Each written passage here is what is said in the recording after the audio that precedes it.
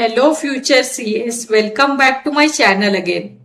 Your one-stop guide for everything related to CA exams. So if you are preparing for the CA final May 2026 exams and aiming for that 70 plus in DT, this video is a must watch for you.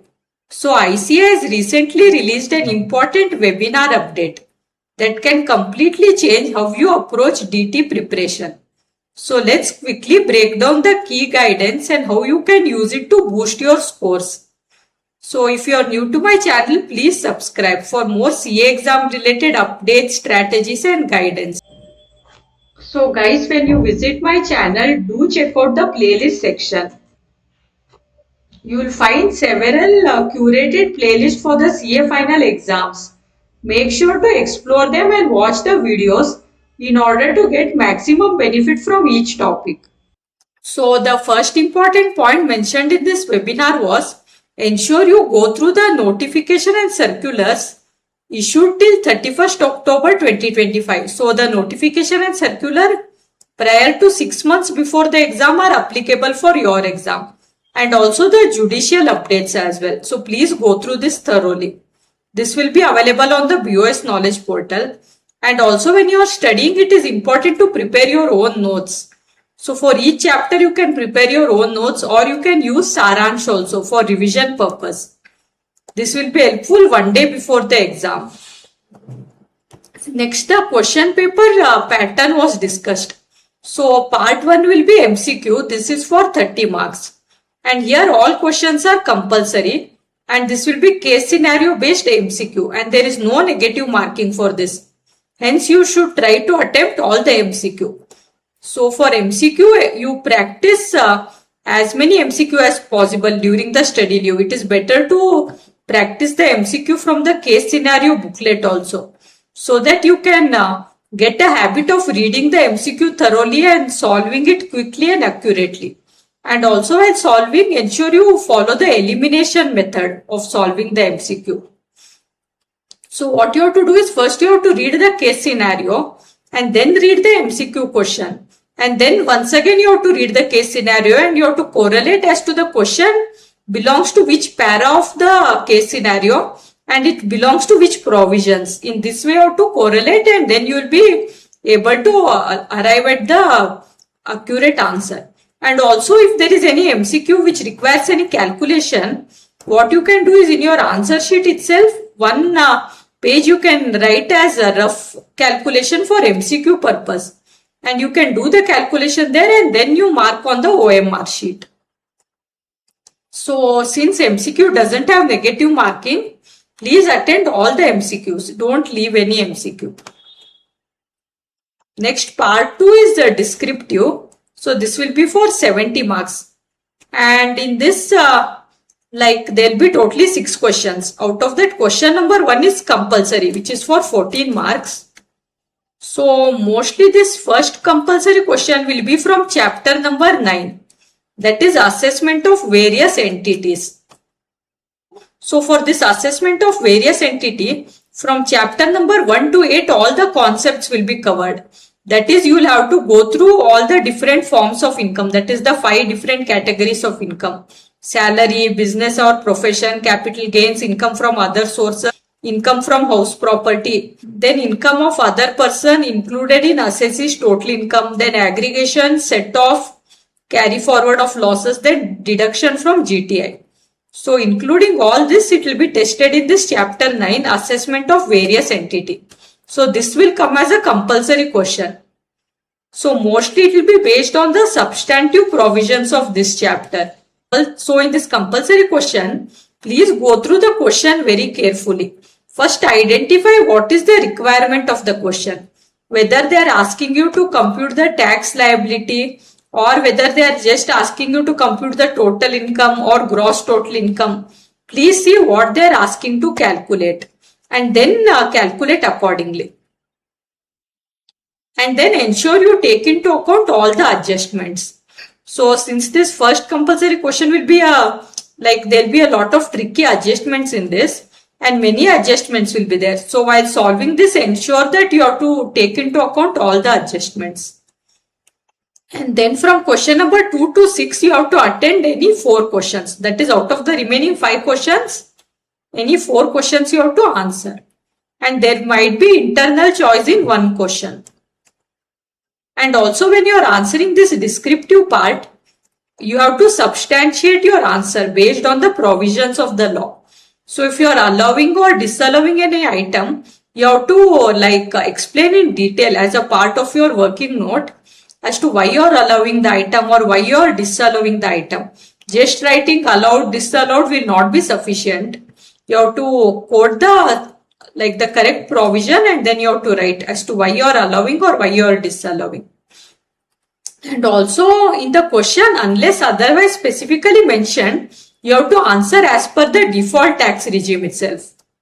So all the questions has to be answered based on the default tax regime, unless they specifically mention in the question to go with the optional tax regime. Next, in this webinar, some strategy was given to solve the MCQ based question. So mostly the MCQ will be case scenario MCQ. So first you have to read the case scenario thoroughly and then go through the sub questions. And then connect each sub question with the para given in the case scenario. So sometimes it might happen that the case scenario will be very long, but not all the paras of the case scenario will be relevant because the MCQ might not be based on all the paras. So first you have to identify which para of the case scenario is relevant for your MCQ. And then you have to correlate it with the appropriate income tax provisions, and then you have to answer.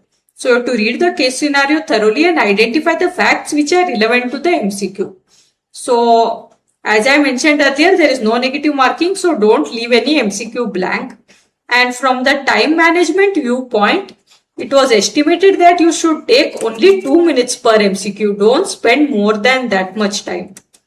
If you are unable to solve it within 2 minutes, just leave that question for time being and you can come back to it later on. And also when you are reading the MCQ question, there will be some keywords in the question.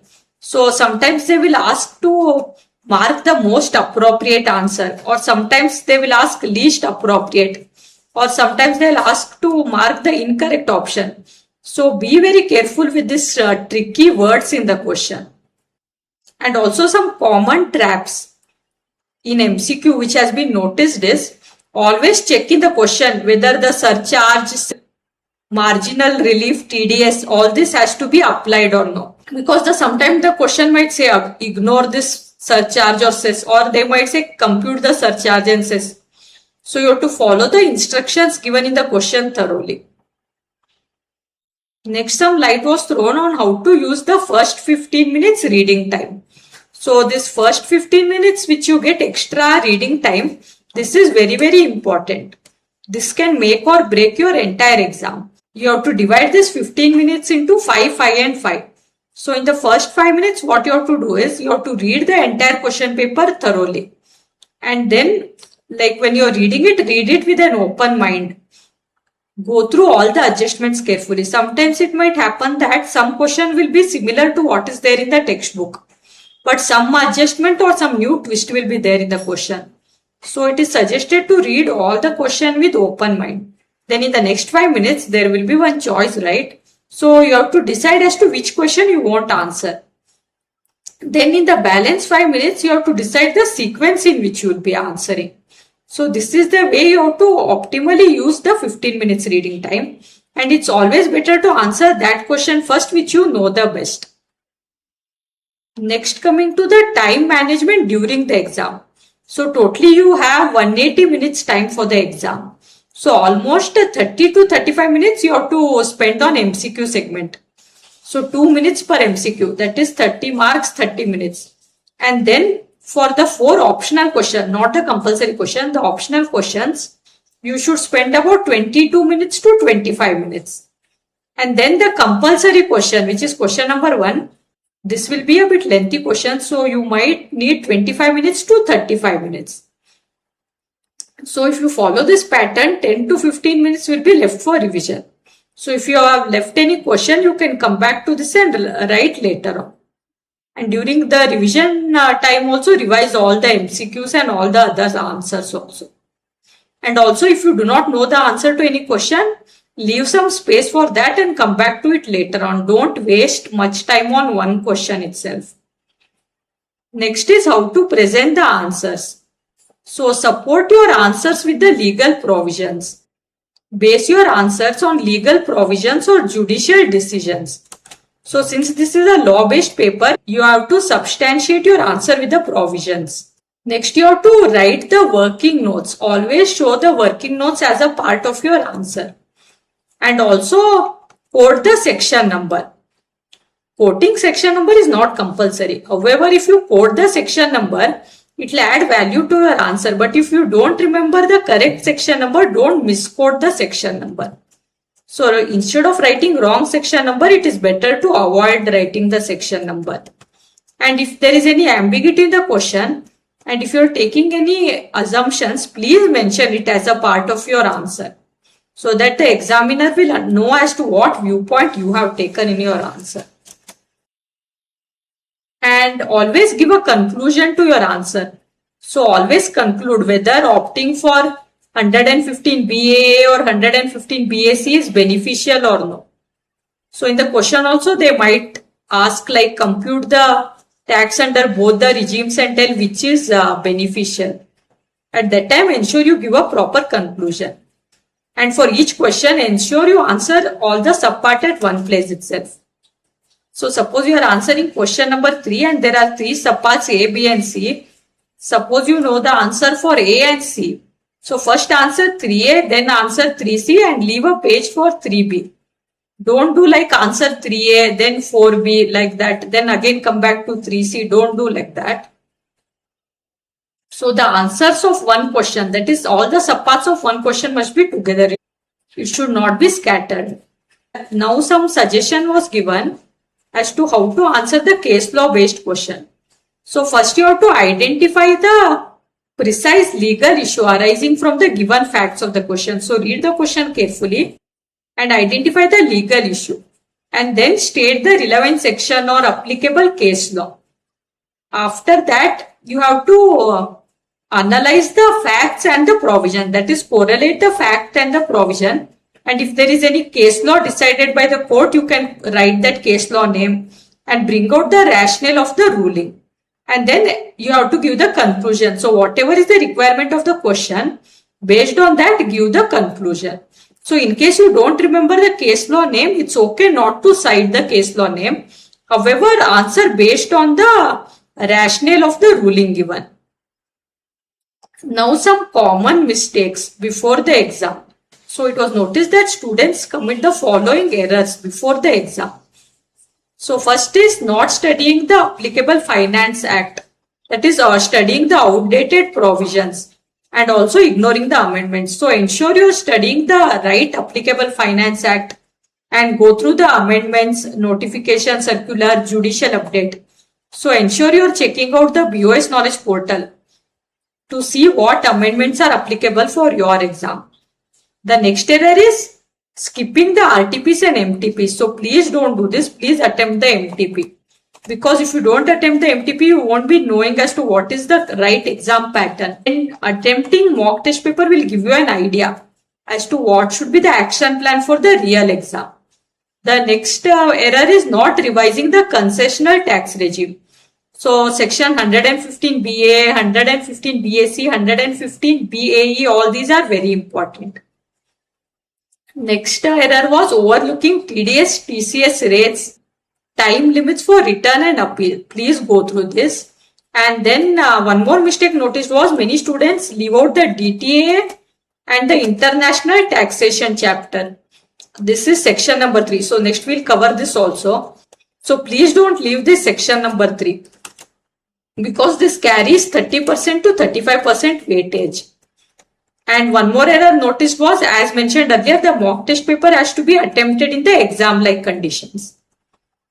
So the next important point discussed in this webinar, this is the most important point. This is the chapter-wise marks and weightages.